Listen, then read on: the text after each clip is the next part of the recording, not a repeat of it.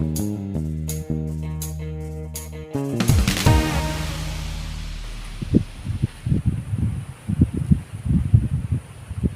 nama Tuhan, Shalom. Salam jumpa kembali bersama dengan saya, Pendeta Dede Dula, dalam Renungan 10 Menit. Apa kabarnya saudara di hari ini? Harapan saya semua saudara yang ada di luar sana dalam keadaan sehat dan dalam keadaan yang diberkati oleh Tuhan. Dalam Renungan 10 Menit di hari ini, saya ingin menyampaikan sebuah tema, yakni memandang Allah. Dalam Matius pasal yang kedua di ayat yang ke-1 dikatakan di sana, sesudah Yesus dilahirkan di Betlehem di tanah Yudea, pada zaman Raja Herodes datanglah orang-orang Majus dari timur ke Yerusalem. Saudaraku, Alkitab mengatakan bahwa Yesus itu lahir pada zaman Herodes. Herodes di sini adalah Herodes yang paling jahat. Di Alkitab itu ada beberapa orang yang bernama Herodes yang kesemuanya adalah pemimpin yang ada di Yahudi. Nah, Herodes pada saat Yesus lahir adalah Herodes yang benar-benar jahat. Herodes yang satu ini adalah Herodes yang akan melakukan apapun untuk mempertahankan taktanya, untuk mempertahankan posisinya sebagai seorang raja. Bahkan dia tidak segan-segan membunuh anak kandungnya sendiri, dan itu memang terjadi. Herodes yang ini membunuh anaknya sendiri karena dia merasa terancam. Dia benar-benar takut bahwa anaknya akan kudeta, merebut takhta pemerintahannya, maka dia pun membunuh anaknya. Maka pada zaman itu muncul sebuah peribahasa yang berkata, lebih baik menjadi babinya Herodes daripada anaknya Herodes. Karena babi tidak akan disentuh oleh Herodes, karena babi itu binatang haram. Ya, masih lebih aman jadi babinya Herodes katanya daripada menjadi anaknya Herodes.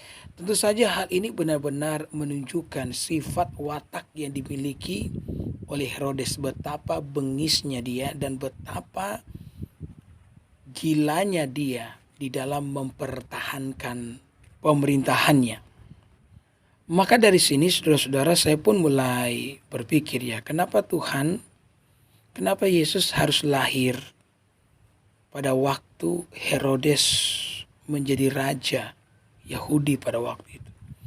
Kenapa Allah tidak menghadirkan Yesus ke dalam dunia pada saat atau pada waktu yang lebih muda, artinya tantangannya kurang, orang jahatnya tidak ada, ya, sehingga Yesus bisa lahir dengan mudah dan tidak perlu ada perlawanan, karena kita tahu bersama pada akhirnya Herodes ini mengadakan sebuah perlawanan. Dia menentang kelahiran Yesus, bahkan dia membunuh, ya, beberapa bayi demi mengincar bayi Yesus itu sendiri.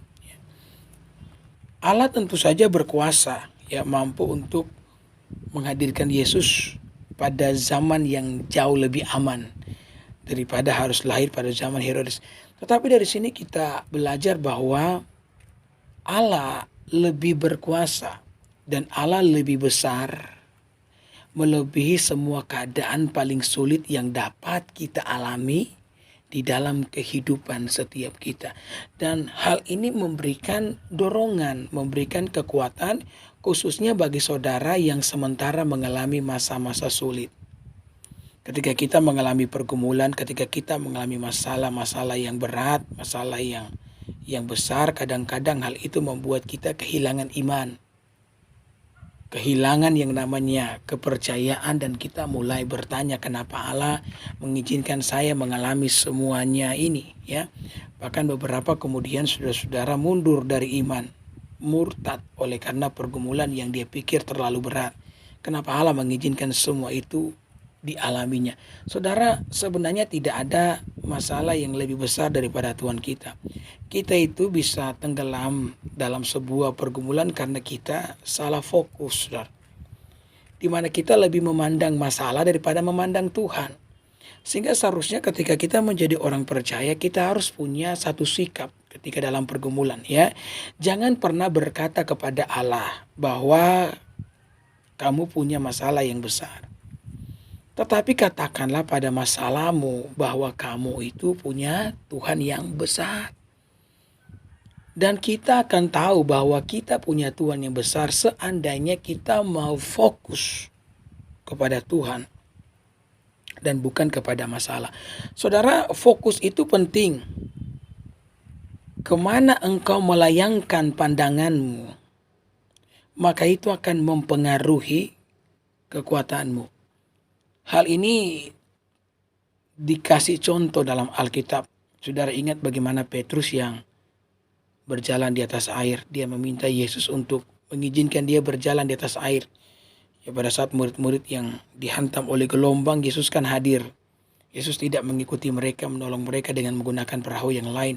Alkitab mengatakan Yesus berjalan di atas air loh. Yesus berjalan di atas gelombang.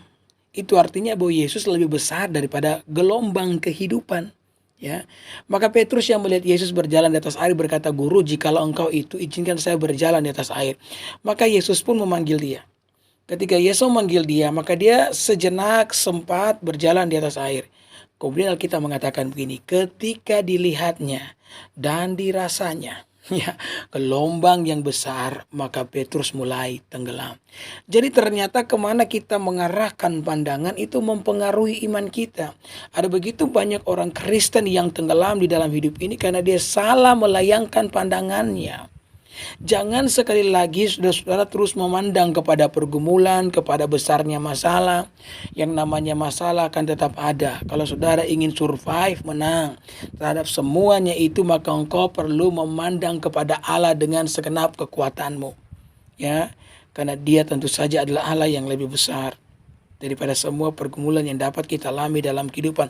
Mungkin hari ini kita belum melihat jawabannya, tetapi kalau hari ini engkau mulai memandang kepada Allah, pasti engkau akan keluar sebagai pemenang di tengah-tengah kehidupan saudara. Saya pernah mengatakan bahwa kapal itu tenggelam bukan karena dikelilingi oleh masalah, tetapi karena kapal tenggelam bukan karena dikelilingi oleh air maksud saya, tetapi karena air masuk ke dalam kapal, maka kapal pun akan tenggelam. Nah sama, kita juga tenggelam bukan karena dikelilingi oleh masalah. Kita tenggelam karena kita mengizinkan masalah menggenangi jiwa kita, mengisi penuh jiwa kita, sehingga kita pun tenggelam. Nah hal ini terjadi kenapa? Karena kita salah fokus. Maka saya berdoa dengan penuh pengharapan setiap saudara yang mendengarkan saya hari ini.